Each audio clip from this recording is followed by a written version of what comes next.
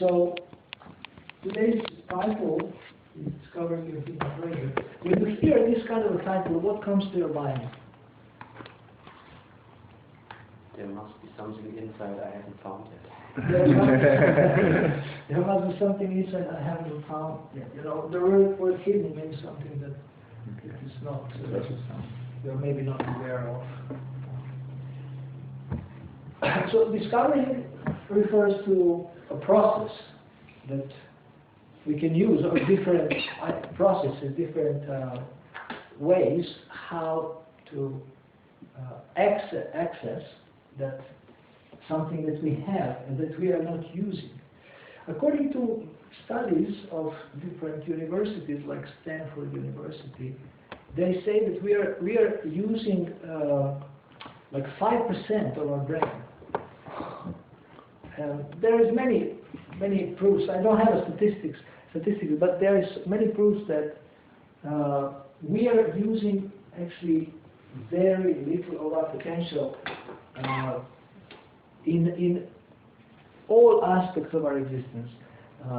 This, using your brain may refer to IQ, but we are not using our body in the optimal way. We are not using our emotions in the optimal way. So we are going to look into different aspects today. And now, my question to you is what this treasure could be. What this treasure could be. Our Dharma. Huh? Our Dharma. Dharma. Okay, it's interesting. Treasure. When we speak about discovering a hidden treasure, what that hidden treasure could be. Something which will make us happy. Something which will make us happy. Okay, that's interesting. This is not the answers that you're expecting, eh? I'm not expecting any answers, because you also have Krishna in your heart. He can inspire to say something very intelligent or to say something that is not very intelligent. So, but I'm just open.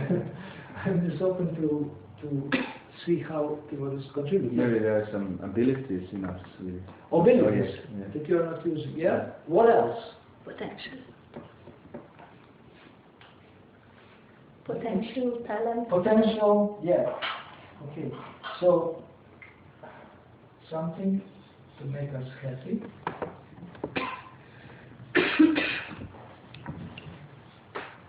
Abilities.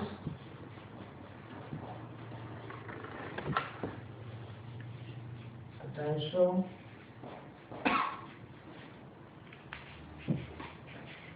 Talent. Now think for a minute. Is like think of one thing that you can clearly say that I have something and I'm not using it at the moment. Take a minute to think about it.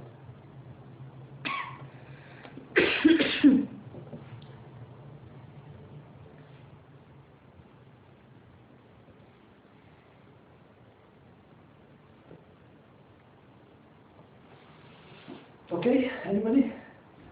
Again, half minute. Yeah? The love for Krishna. Love for Krishna you have and you're not using it. Yeah, I think not on the right. That's amazing. Wow, that's amazing. This is really good. Yeah, so I have to write this down here. After everything will look stupid when we say something after that, right? Yeah. Not maybe stupid, but in comparison. It's fade. In comparison. So this is confirmed in the scriptures. Nitya Siddha Krishna Prema Sarva Habunoi Shravana Adi Shuddha Chitte Kora which means? No idea. You know what it means? Nitya Siddha Krishna Prema.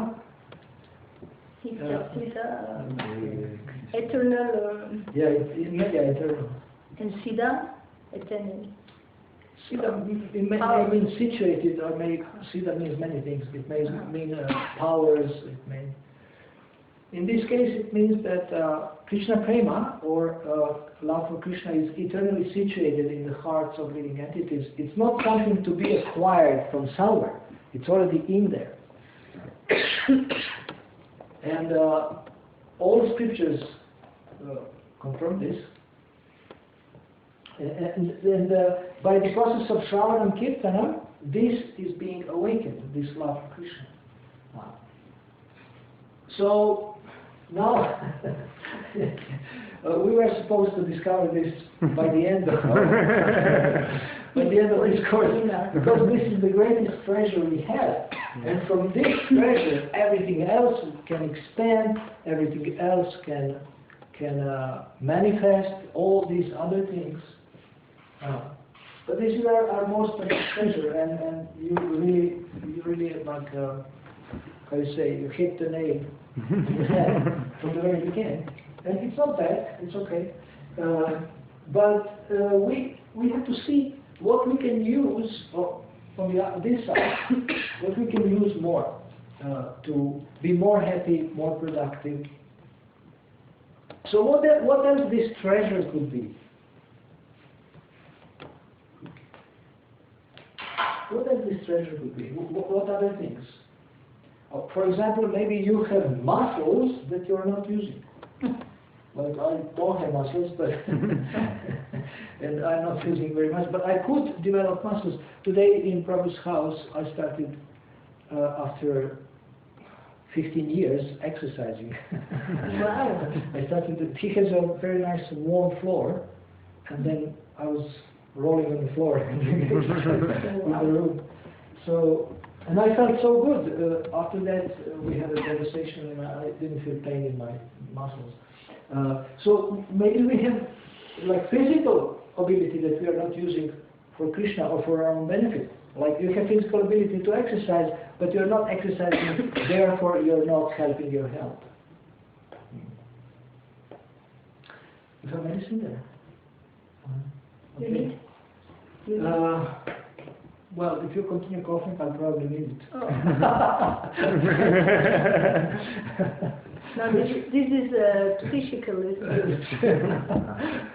Psychical. Psychic. No, psychical. You skip P. Why? If you say psychology, it's not right.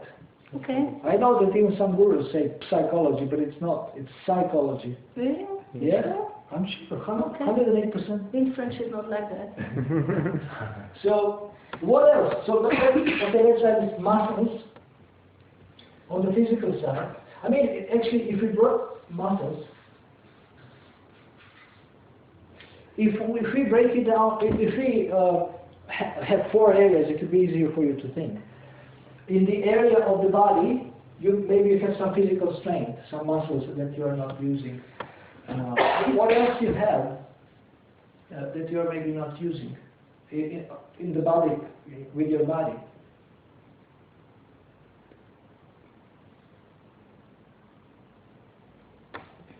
For example, you have ability to walk, but you don't walk.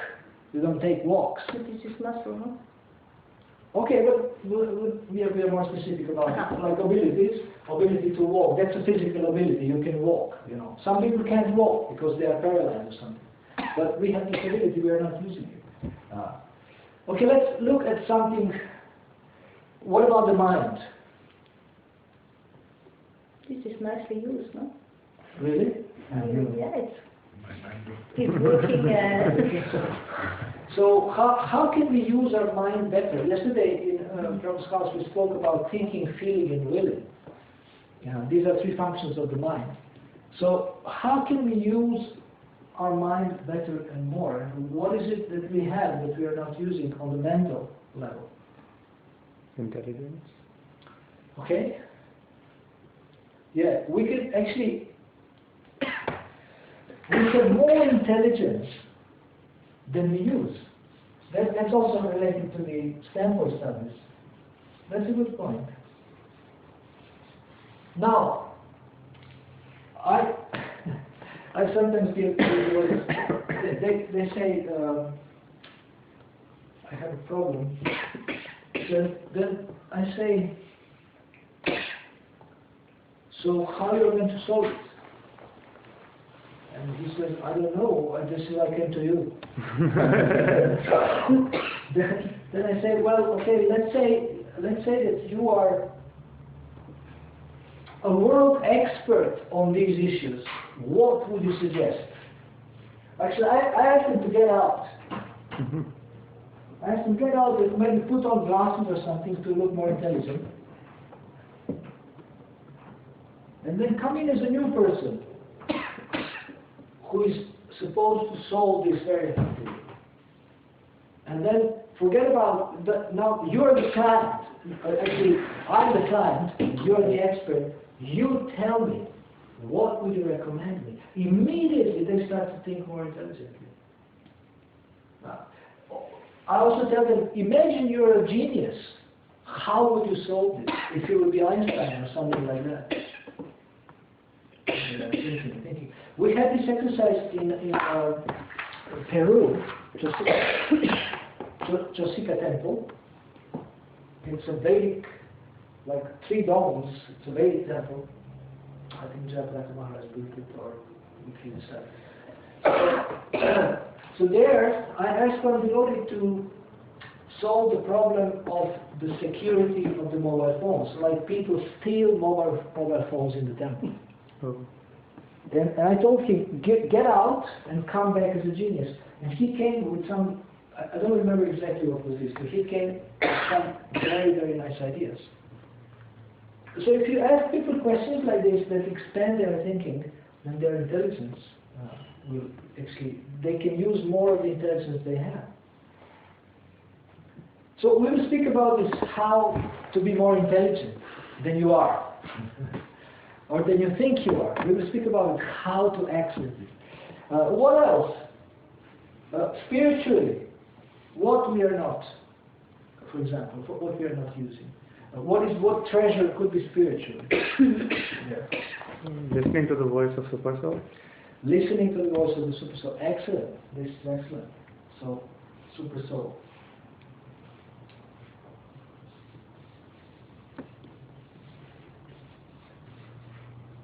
Now, this is one of the greatest sources of intelligence and different abilities. Krishna says in the Bhagavad Gita, says, Paurusham Nishu, I am the ability in man. I am the ability in man. And Srila Prabhupada says that we should surrender to the Super Soul and take his direction. So we are usually listening to our mind. What should I do? The mind says you should do this or something. But if we connect to the Super Soul and we are able to listen to the Super Soul, then we access the unlimited source of intelligence. That's the Super Soul. It's Krishna. Krishna is, and if you have love for Krishna, then it's very easy to access this source of intelligence. And, Krishna sees also your attitude. Now, this is also related to our attitude.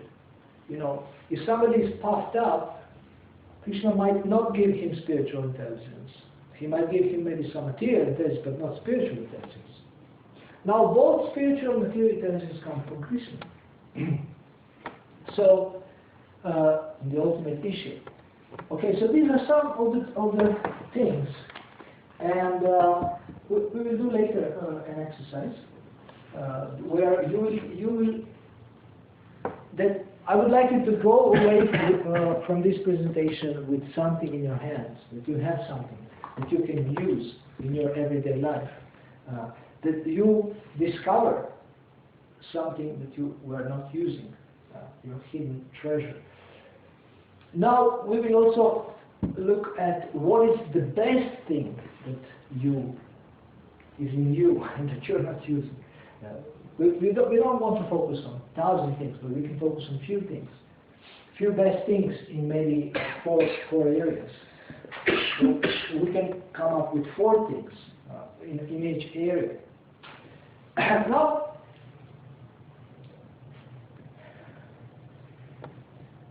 those of you who have already done this exercise, you should shut up. But some of you have not, so you have to. Now I will do something. We have to answer very quickly, without blinking and thinking. Very quickly. How many fingers do you see here now? 2, 5. 2, 5, 3. 3, 5. Okay.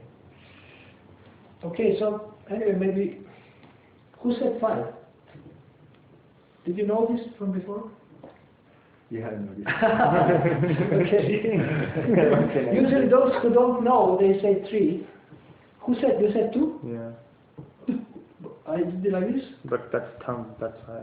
You didn't count the thumb. Yeah. That's also interesting. Feel less than feel less. Based on some tradition. Okay. So this simple exercise illustrates how we don't see some obvious things in life just because we filter, our perception is filtered. There is obvious things around us. There is one expert who really inspires me. He's a marketing expert.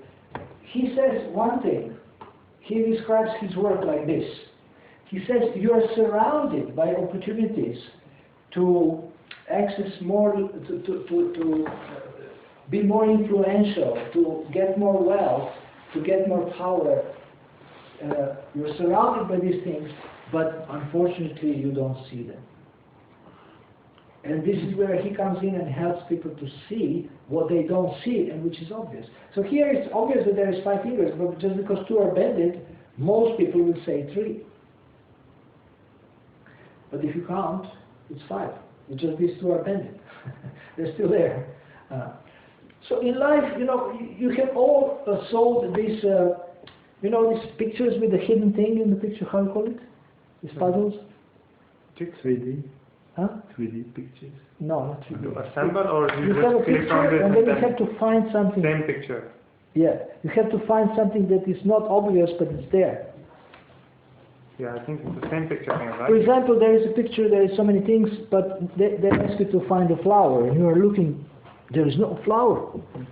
And then somebody else finds flowers like this, you know, like topsy-turvy, but still there is a flower. How you call it hidden in something? In my language, there is a word for it, a specific word that calls this kind of puzzle, but I don't know here how you call it. When something is hidden. Right. Illusion. Optical illusion. Optical, something. Optical illusion. hidden illusion, yeah. So, so you see, people who know that something is there, they will see it. But people who don't, they will be completely confused. They will say it's not there. And then, you know, somebody says, you see, it's there, but it's like this. So similarly in life, there is so many things that so many opportunities, advantages, options that we don't see. We have so much within ourselves, and we are not using it. So much good stuff, so many good things. We might have some bad things, and we shouldn't use them. That's okay. But we have, as a spirit soul, we have so much potential that we can use. We have emotionally, spiritually, mentally, physically, we have so much ability, so much potential, and we are not using it. There is a famous story called Acres of Diamonds about a farmer who was living in Africa. It's a true story. And one day, you know, he decided to actually do something about his life. He wasn't happy living on that farm. He sold the farm and decided to travel all over the world to find diamonds and become rich. So he sold the farm and started traveling, and he traveled for about, I think, 20 years. He didn't find any diamonds. He came back to Africa, went to the sea and drowned himself, frustrated.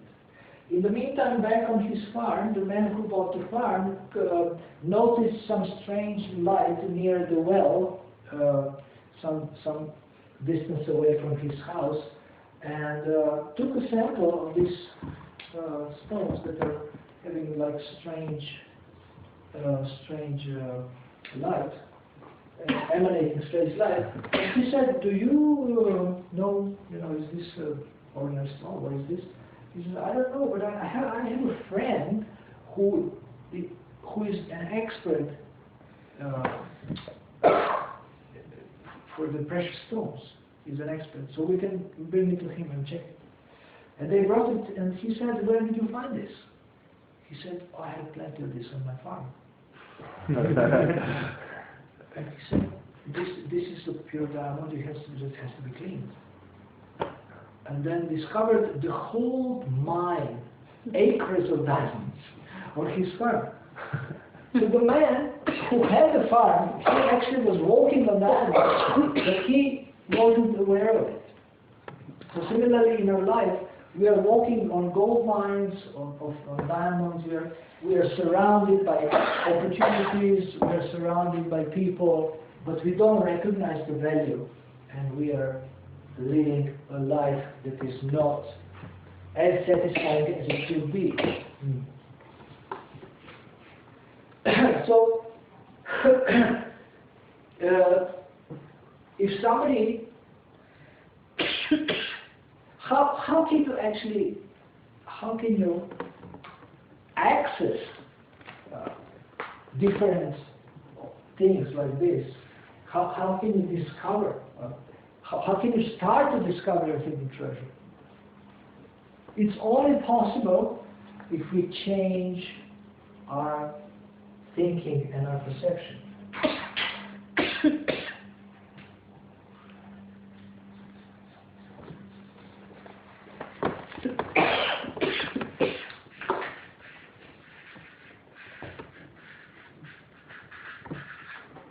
For example, intelligent people don't see problems.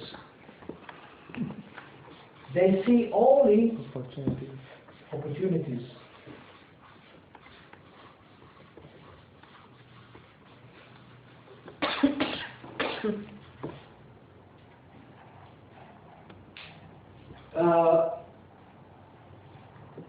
You cannot control everything that happens to you.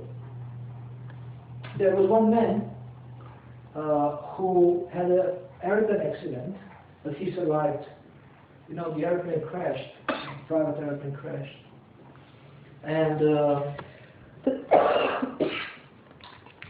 somehow he had strong willpower, and he was, he recovered. He recovered, he was walking, back to walking, and whatever injuries he had, they were, they were solved, healed. But then he had a motorcycle accident, and then he was really, really wrecked. He was burned. So he lost most of his hands. He couldn't walk anymore. It was a heavy accident. His face was burned. But so any person in that situation would become depressed, but he didn't. First of all, the nurse that was taking care of him, he liked her. I think he fell in love with her, and he decided that she would be my wife. So I mean, I don't know if he told this to anyone, but usually people would laugh at something like this. And so slowly he recovered. He had a strong will to live. Slowly he recovered, and he developed a relationship with this woman. This woman is now his wife. And he looks still quite strange. He doesn't have a face, almost. He's like very strange. He's burnt. You can see him on the internet. He has something like this sticking, no fingers. He sits in a wheelchair. He is now a motivational speaker. He teaches people how to be happy. Basically what he says, if I can do it, you can do it. Because I'm so disadvantaged, and I went through so much trouble. So this man had this kind of thinking and perception. Problems, opportunities. So he had a problem that he couldn't control. It happened by his karma. But his attitude over this problem was amazing. And you know, he got the most out of his life. And he's a happy man. He's so happy, he's teaching people how to be happy. Teaching people who have two hands, who can walk, who have a face, you know. He's teaching them how to be happy. So this means that his mind, his consciousness is different. Is the name of this guy? W. Mitchell. W. Mitchell. MIT,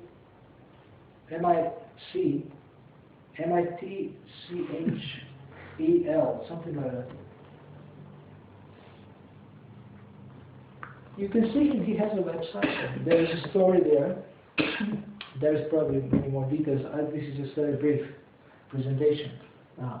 So if we can learn this one principle, or, you know, of all the things I have learned from the professional literature, this is one of the best. But actually, this principle is also in the Bhagavad Gita.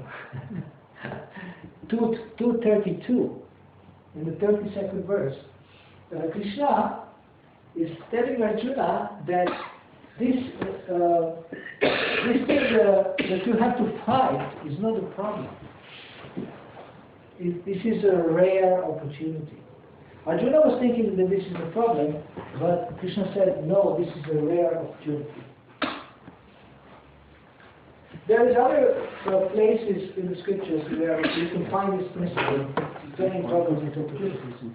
So intelligent people, they don't see problems, they see opportunities. So how do you turn a problem into an opportunity? How do you find a jewel on a pile of garbage? It's very simple. You ask yourself what this problem is an opportunity for. And then think. Think hard. So sometimes when people come with problems, I ask them this question. What this problem is an opportunity for? If you have a problem with somebody else, so you see, this helps you change your perspective. You see it from a different angle. We usually see things from one or two angles, but there is many more angles of seeing things, perceptual positions. Let's say this is any kind of issue. You can see it from here. You can see it from here. You can see it from here. And every angle of vision is different.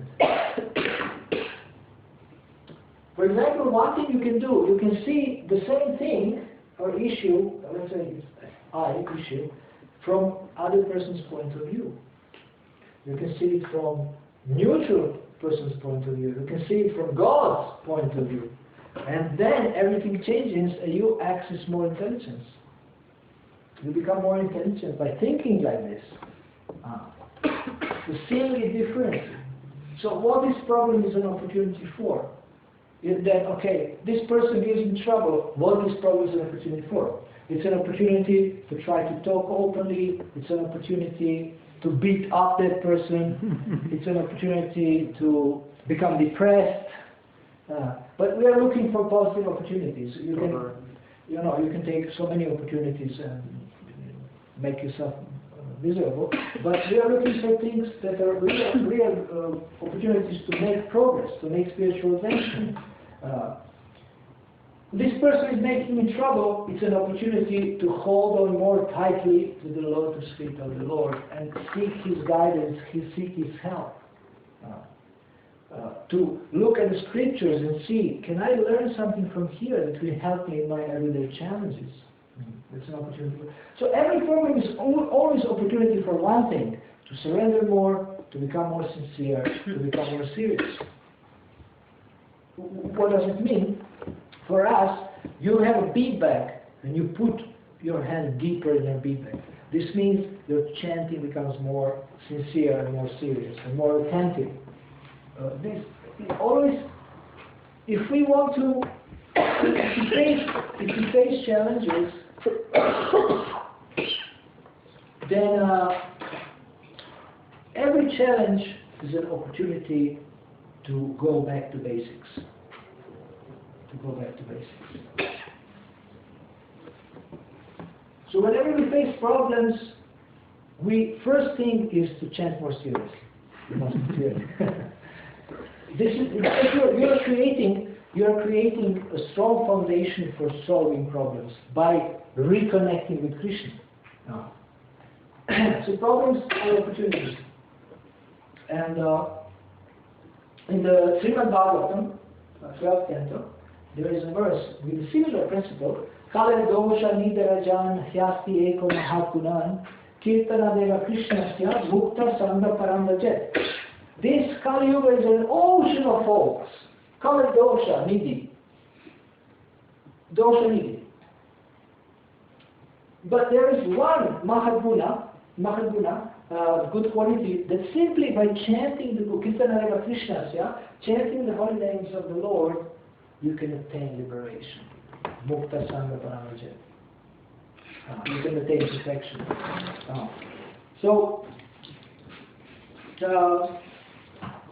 This also describes this mindset of seeing opportunities. And Kali Yuga is an ocean of faults. If we focus on faults, we will drown other people's faults, government's faults, demons' faults. But we want to focus on something positive, and that's the chanting of the holy name. So problems are, if you can see problems as opportunities, if you can ask this powerful question, this magic question, what this problem is an opportunity for, then we can turn things around. There is one woman who does an amazing work with 4 questions. She says, she asks you to state the stressful thought, like,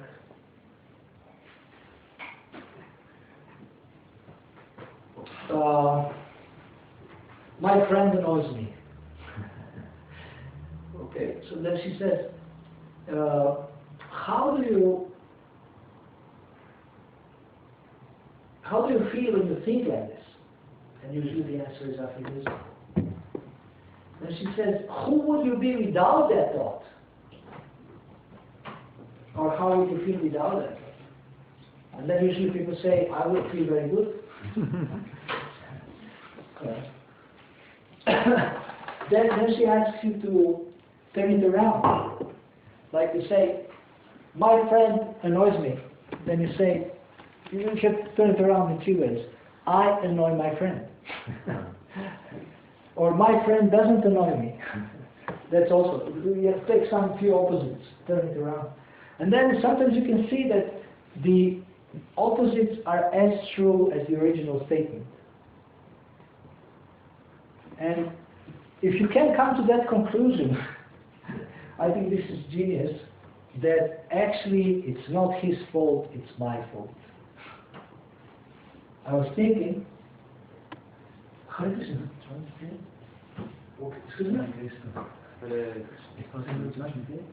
It's too late. To come in?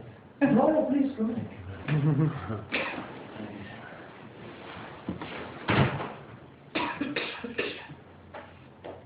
Just because you're late, you have to pay more. No problem. But because it's free, you don't have to pay anything. Is it free? I don't know, we didn't think about it. Okay. So, Krishna is giving so much intelligence how to make our life better. And I'm sometimes joking in my classes. I say nowadays the market is so flooded with knowledge. There is spiritual books, there is success books, there is personal development books, there is self-help books. There is so many books about how to be happy that actually it's a shame to be unhappy. Because it means you're not reading, you're not taking advantage of all these things. So change your thinking, change perception. I think it was. I think German writer Goethe, he said that the significant problems we face cannot be solved at the same level of thinking that we were at when we created them. So basically, the serious or major problems we face, they cannot be solved at the same level of consciousness. If you have created a problem when you were in angry consciousness, you cannot solve it on that level. You have to calm down. You have to be in the mode of goodness. Usually we create problems in the mode of passion when we are in the mode of passion and ignorance. And so, but if we are in the mode of goodness, that's a higher consciousness, then we can try to solve these problems. So we need a different perception and different approach if you want to solve problems. Otherwise, solution would be short term. We want longer term solutions. We want to strike at the root of evil, not at the leaves and branches. And very few people are striking at the leaves. One thing that most people do, I'm traveling all over the world, and I'm meeting so many people. I'm meeting many people who want to change the world. I am meeting many people who want to change others. I am meeting very few people who want to change themselves.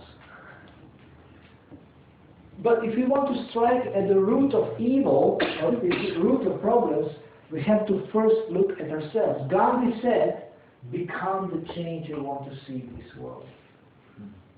So people come to me and say, this one is not good, this one is good. I say, so how are you?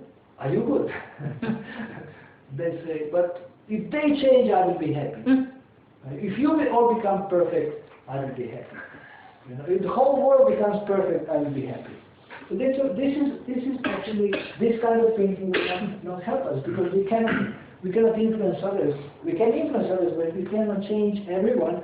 We can only change ourselves, and then, by example, we can start to influence other people and help them change. It's just the law of God. God has created the law of example. And it's in the Bhagavad Gita, Yadyada charati shreshtas, tata deveta rajana, sanas pramanam kurute lokasham vartate. Whatever the great man does, ordinary people follow. Whatever standards he sets by his own example, other people follow. So, people follow. So these are some of the ideas how to access more intelligence, how to deal with things. We will have a break because we have 3 hours. What time is it now? 6. 6. We started at 5, so in half an hour we will have a break, or maybe less than half an hour. And we don't even have to use all the 3 hours, but we will see how it goes. Now, at this point, I want to ask you if you have any questions, and then we will move on to giving some few more Shastric points about the potential that we have and potential of the soul. So do you have any questions so far? I can throw in front of you few things, and so maybe some of them are intriguing or thought-provoking. So if you have any questions, we can discuss now.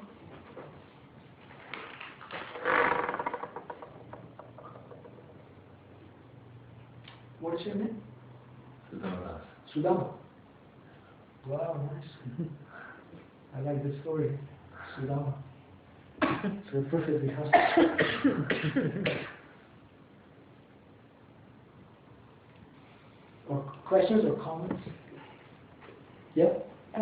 You say that we are like filtering informations and opportunities. How we do that? I mean, on which criterion? We are processing things. We are interpreting. We see the world as we are, not as it is. We are not objective. If you learn, yeah? Is it by fear or something? It is due to our conditioning. Due to our conditioned nature. Based on the modes in which you are, you can see things.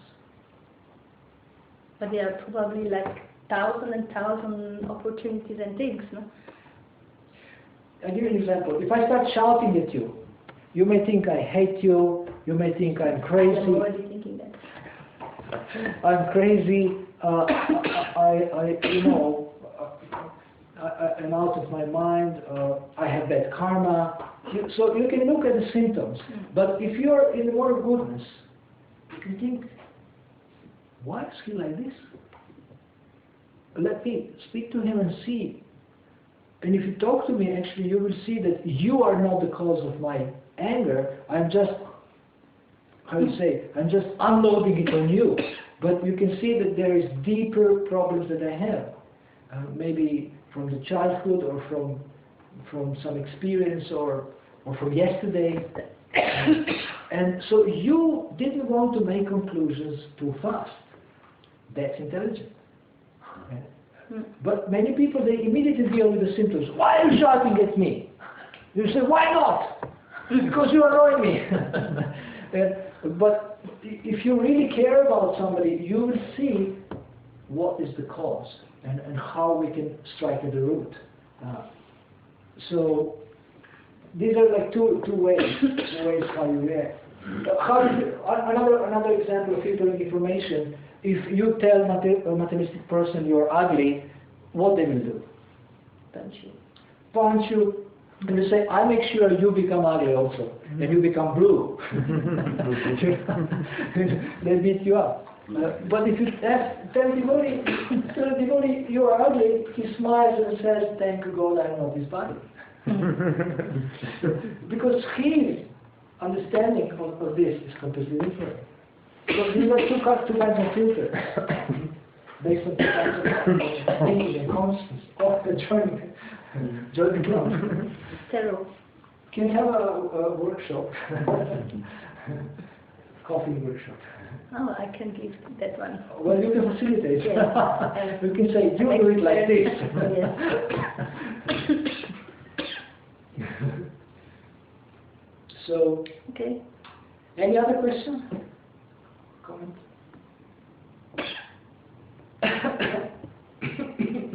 Yes.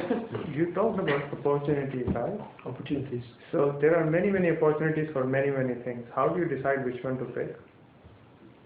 You have to have a compass to know where is the north. Okay. This means to have a set of criteria by which you decide. That's why always I recommend that devotees develop a personal mission statement. Then it acts as a compass for making decisions and for choosing which opportunities we will take. Personal mission statement.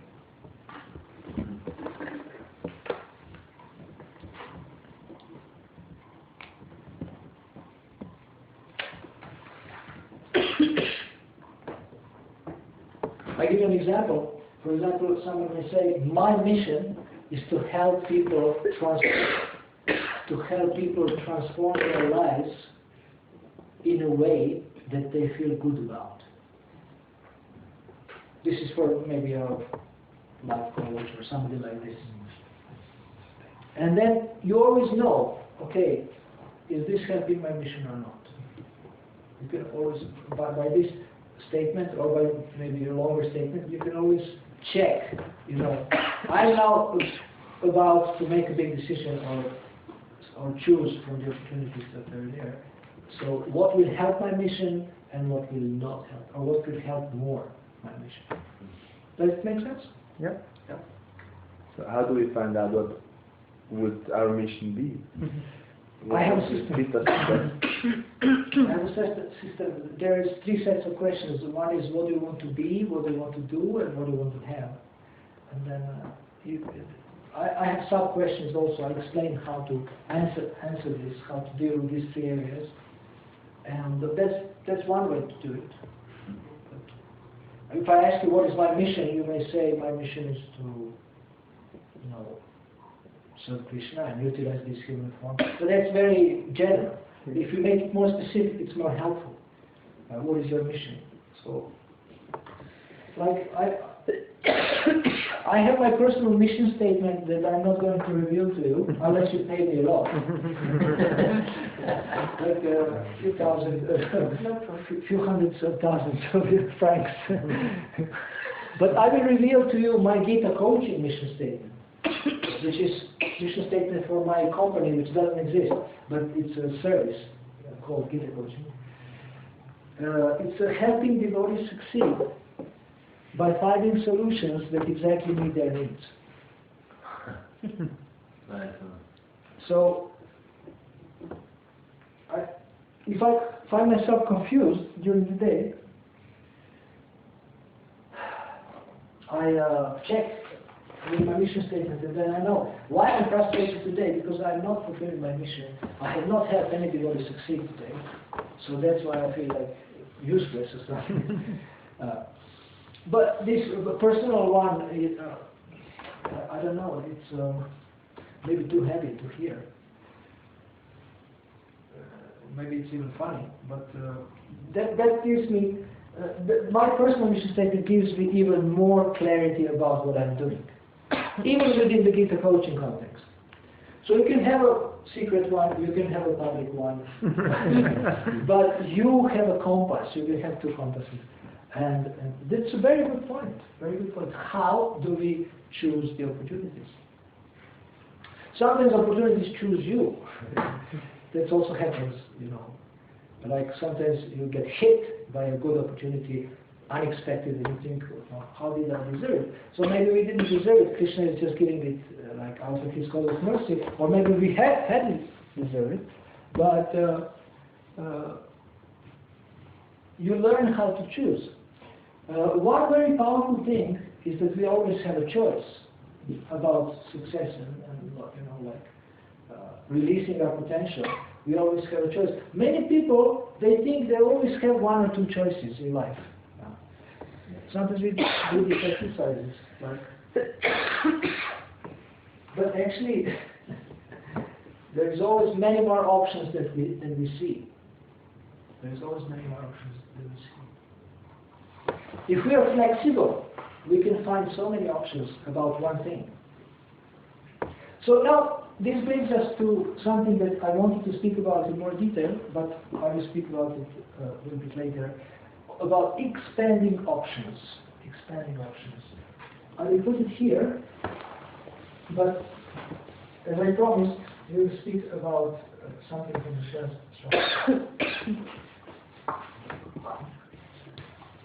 Expanding options helps you to access more things and more of the hidden treasure.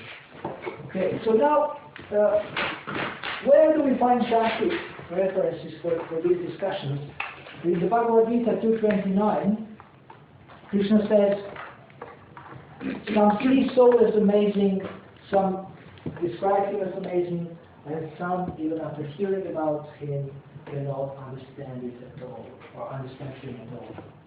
And in the purpose of the Prabhupada explains also that soul is very small, but actually it can move the body of the big elephant, and it indicates Asharavat means amazing.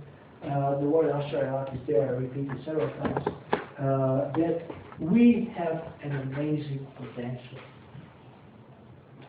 And you have heard probably about these creativity experts, and like Tony Buzan, he's a he's a mind maps expert. Mind maps. So mind maps look like a brain. This is how brain works, like this.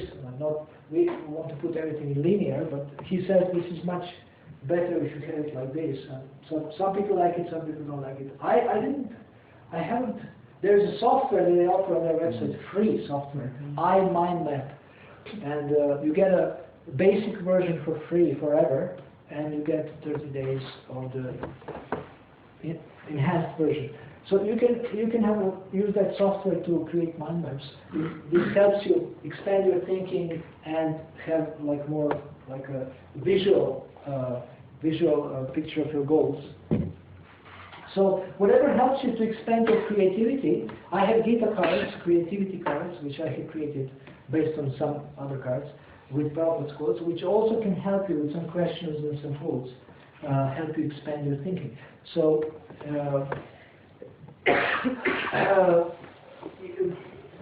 Asharirat means amazing. So if we are so amazing, why we are so miserable? We are doing something wrong. We are stifling ourselves, we are limiting ourselves.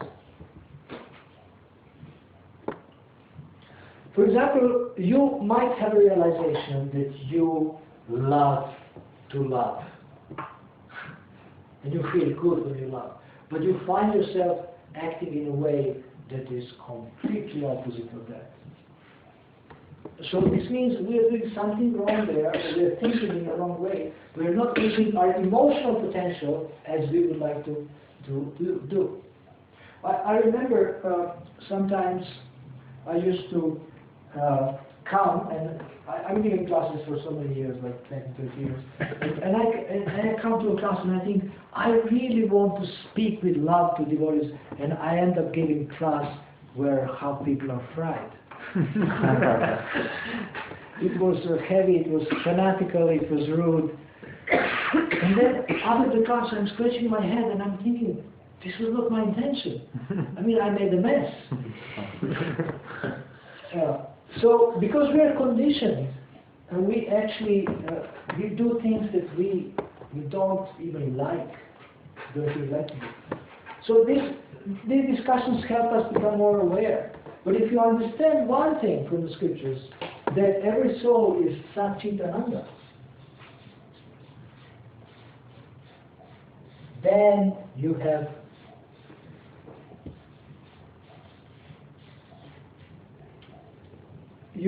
all the reasons to be super positive. You know, every soul is eternal, full of knowledge and bliss. Where is this knowledge? Where is this bliss? I understand I'm eternal, that this body will dissolve, so how can I become Satchitananda? I'm miserable, Nirananda, I am Achit, full of ignorance, and Asat, this body, if I identify with it, it's just, it's going to die. So how can we see everyone through this? That's the question. How can you see your husband, your wife, your children, that they are Satchitananda and they are eternal servants of Krishna? If you can see people like this, you can optimize your relationships. You can access hidden treasure in the emotional side in the relationships. And you can be a more loving person, but we have to learn to see through the eyes of the scriptures. Shastra, Jnana, Chakshusha. Shastra, Chakshu. One to see through the eyes of the scriptures. So if you ask yourself, you know, I see this person as bad or as an enemy, but how Krishna sees this person? How Krishna sees this person? This person is a child of God. So can I be a little bit neutral, a little bit like standing aside and get out of my mind, and then, you know, look and try to be objective and like this and see that, you know, this person is a servant of God. How can I help? In the emotional area, one principle is very important. Two principles: help more, judge less. Help more, judge less. This is very simple, but it's really, really powerful and helpful. If you judge people, you have no space in your mind and heart to love them. If you love people, you will be less judgmental. It doesn't mean you lose your discrimination, but your predominant attitude, your predominant emotion is love. Yesterday I spoke in Basel that a parent corrects children with love. They can feel it when it's done with love or it's done out of some frustration that is like personal frustration, or, you know, they take it on them because something is wrong with something else. But if we correct in order for them to benefit, they can feel it like this. So, but people can feel. I sometimes very how to say sometimes even surprised, and I feel very grateful when people speak to me very openly about their lives, even after first or second meeting like this. I think this is very precious. people who trust us, entrust us with their, share their lives with us. But I think to come to that point, like for example, maybe you're dying to have a better relationship with your children. They don't open up to you, and then it doesn't happen somehow, and then they open up to somebody else. So you see, Krishna has created laws of relationships also. If we understand what that laws are, then we can have amazing experiences with people. We can have people coming to us, opening up, or telling us different things. So if we value relationships, we will have better relationships. If we respect relationships, we will respect people. If we have love for people, if we genuinely care, or at least try, then there will be a lot of release and a lot of access to hidden treasure there. My friend, he was in an airplane which was, turbulence, and everybody was thinking it was very heavy. I had a quite heavy turbulence coming to Cologne. And from Zagreb to Cologne, there was a heavy turbulence, really, really heavy. And from Cologne to here, there was very little. So I had these 2 flights, and but he was in a flight that was. They thought they are going to die, and he was thinking, if I die now, what I'm going to regret the most. And it's amazing what was his conclusion. I really admire it. He said, I would regret that I haven't thanked people who did something for me. So from that day, he started thanking for every little thing. I'm the object of his gratitude. He thanks me always for whatever little help I provide or feedback. Even, we had a big fight in Regent's Park. I gave him the guitar. He said, this is all nonsense. He said, he's a Buddhist. He has a PhD in behavioral psychology. He's a big coach.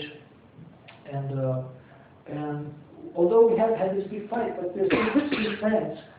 He apologized later. He said, you reminded me of the days when I was expelled from the Baptist church. So he has bad experience with religious people. I think he even told me that I'm like people who have destroyed the Trade Center. But he doesn't know that this was done by the American government, not by terrorists.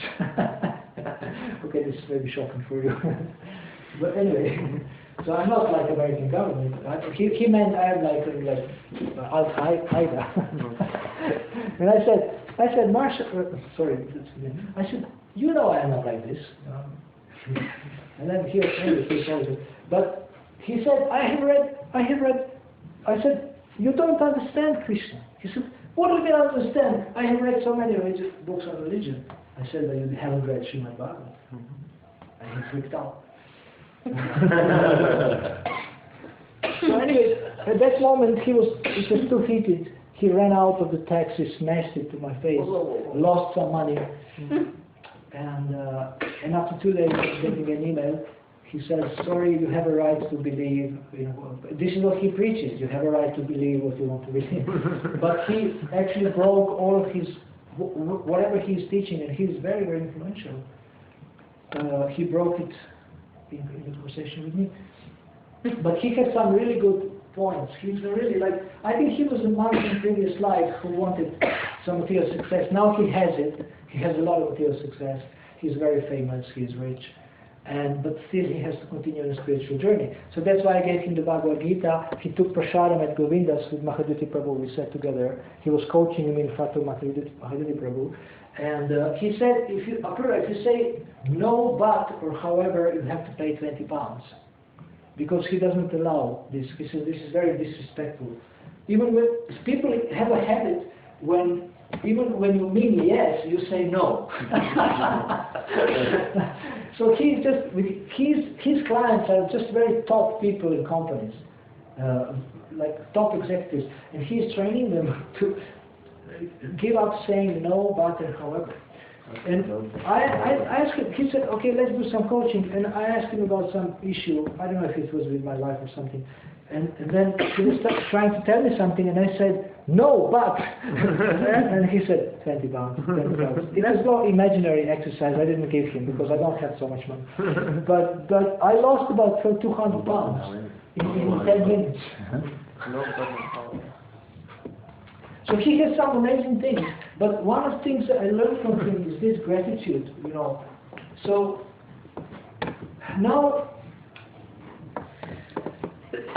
my service is helping people. So what happens in my experience is that they are grateful to me most of the time. Some maybe not, but I realize more and more that I should be grateful to them, because they are giving me an opportunity to serve them. They are giving me an opportunity to serve them. So now, how do you thank to a thank? How do you thank to thank you? Who knows? If I thank you for something, what do you say? What's the common thing? You're welcome. You're welcome, or? It's nothing. Huh? It's nothing. It's nothing, or? What else you say? In No Switzerland? problem. No problem. It's okay. There's one, the best one. It's okay. But the best one. What is the best one? What's the best way to respond to thank you?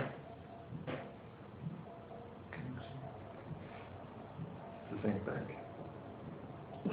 Thank you for thanking me. It's a bit long. It's a bit long. I mean, some people, I learned it, people use it, but I specifically became aware of it. Yadanagan Swami is using this a lot. You know Yadanagan Swami? Mm-hmm. I use two words, but he is using one of them, and this one is also in it. I will tell you what I use also. And you see, you have to train yourself to mean it, even if you don't mean it in the beginning. And it becomes a very, very respectful, almost loving exchange. And you access the hidden treasure of relationships by being grateful. I was with my wife, every husband has a quarrels with her wife, including myself. I'm not a demigod or angel or anything similar to this. You know, I am conditioned by being born in my country. Better not to mention the name of the country. So, you know, I had moments with my wife when it was very intense, as you can imagine. But sometimes I just get fed up with all this. And I started thanking her when she was rude to me. I said,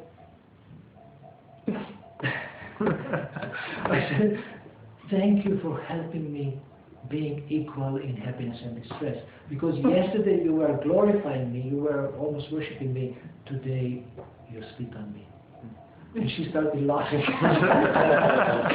I said, you are giving me an opportunity to practice what is in the Bhagavad Gita 2:15, to be equal in fame and infamy. And she started laughing. So how do you respond to thank you?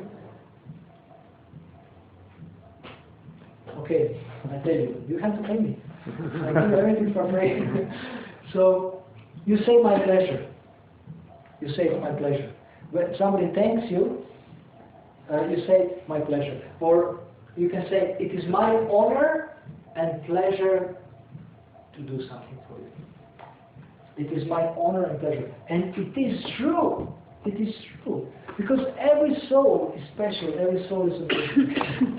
Every soul is a child of God.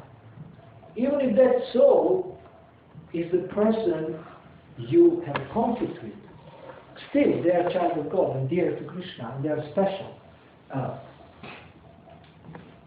So these are some ways to access the treasure in relationship, then relationships become so interesting. I'm getting amazing emails from people, and you know, what you can find to access hidden treasure in relationships, you have to become detached. Like Krishna is saying this amazing point in the Gita, this is such a magic of life, don't be attached to results. So this, what does it mean? It means unconditional giving. You invest, and there is no result, and invest. And then at one point, I think results start to manifest, sometimes from unexpected directions. For example, I invest in you so much, and I serve you, and I wash your feet, and I feed you, and I listen to you, and you say, Hare Krishna. You just ignore me, or you just walk away. But then, what's it? Nanda. Then Nanda comes to me, he hugs me, he says, do you want a pizza? I said, no, it's only raw food. He said, do you want ice cream? I said, no, it's only raw food. He said, let's go for a walk, I really like your classes. He gives me so much attention, so much love, and I'm thinking, my goodness, I gave so much love to this person, but love is coming from somebody else. So, you know, we are not attached that reciprocation comes from the same source. Then we can experience amazing things and access hidden treasure. So when you become a little bit detached, then life becomes so interesting and relationships become interesting. Sometimes I get like shocking emails or invitations, and so what is happening? What is happening in this thing? There is a purport in the Bhagavad Gita where Prabhupada says that Krishna is the center of all relationships.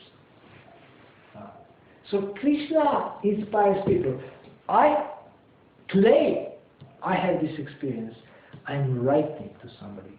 I'm offering this. I was sending them prasadam, nice card of Lord Chaitanya, you know, for New Year, everything. Completely ignoring me. There is one devotee ignores me for about 6 months. I found out this devotee ignores also others. I'm not the only one, so it was easier. I thought I'm not the black sheep. No. But I continue, because I know Krishna is testing me. I continue to try to invest. I say, so ask how they are doing, and now I hear that the devotee is doing better, and I can't tell you any details because it's confidential. But you know, going through some challenges, and I can understand that. I don't even expect so much expectation, but I know it's Krishna. So if some people test us, actually Krishna is testing us. If you see it like this, you access your hidden treasure in relationships. Okay, so do you have any questions on this? I mean, everything we have discussed, and then we can have a 10-minute break, and then we can continue. And we will do also some exercise. Yeah. Sure. When people thank me for a while, I used to say Gerne, which is something like my pleasure. And I stopped because it was sort of artificial. It became sort of just a mantra, yeah. It is artificial. I mean, usually it's artificial. But we should start meaning it. We should start meaning it. It's just what you actually said. Yes, I haven't participated in the conversation, but I'll actually start.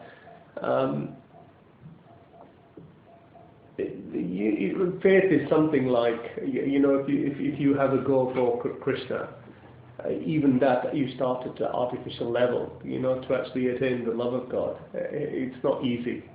And if you take the examples of the Guru Parampara that we actually have, and see what they actually did in their lives, it's always giving, you know, and very little taking. And from that, Krishna has seen how they actually behave, and this hidden treasure that they've actually made enemies into friends, and friends are more lovable, etc. And so while you said it's artificial to actually say it's my pleasure, if you seriously see it that it is, you are doing it artificial one day, but believing that the thanks, the gratitude, etc. One day that gratitude would actually change your life, etc. It's just a matter of practice. It becomes meaningful. I've had devotees actually come to my house. It was last year, and the guy was every morning and every evening when he actually saw us or saw my little daughters. He's in his 70 years old. He's 70 years old. He's doing obeisances to a 3-year-old or a 5-year-old. Right? And he says, "Thank you. How may I actually serve you?" And there was nothing artificial about this person. And I know coming to the end of life, or he's been doing that for a number of years, by actually Krishna watching you through the super soul in the heart, with an attitude like that, and really having faith and believing in it. The purpose of life is to serve others. A lot of people will say, "Give me everything that you actually take," but once you've actually got it, that's not bringing you happiness. Initially, this material wealth is, you think that's going to bring you happiness. It helps. But then one day there's a change in mind shift whereby if you give everything away and whatever you can give away, that brings you more happiness than actually receiving. This is what my mother always tells me. that when she's actually giving, even to undeserving people, it brings her a lot of pleasure, because she knows the super soul is actually watching, is testing, and when you actually say it's my pleasure, and even though it was a very difficult situation, one day you begin to actually believe that, and it does become a pleasure. Yes, Krishna gives that feeling. So you have mentioned two actually secrets of accessing hidden treasure. It's giving and gratitude. We will discuss this more later. But these are very, very powerful principles. These come from the scriptures. And if we become aware of them and use them more, we will access amazing things. Thank you for this comment. So now, what time is it now? 6:35. 6:35. So 6:45, if you can kindly come back, you can stretch and visit the bathroom, whatever you want to do for 10 minutes, and then we can continue. Thank you. I will start singing again in a few minutes, and please try to be on time. The back don't make a very long. The back don't make a very long. The back don't make a very long. The back don't make a very long. The back don't make a very long. The back don't make a very long. The back don't make a very long. The back don't make a very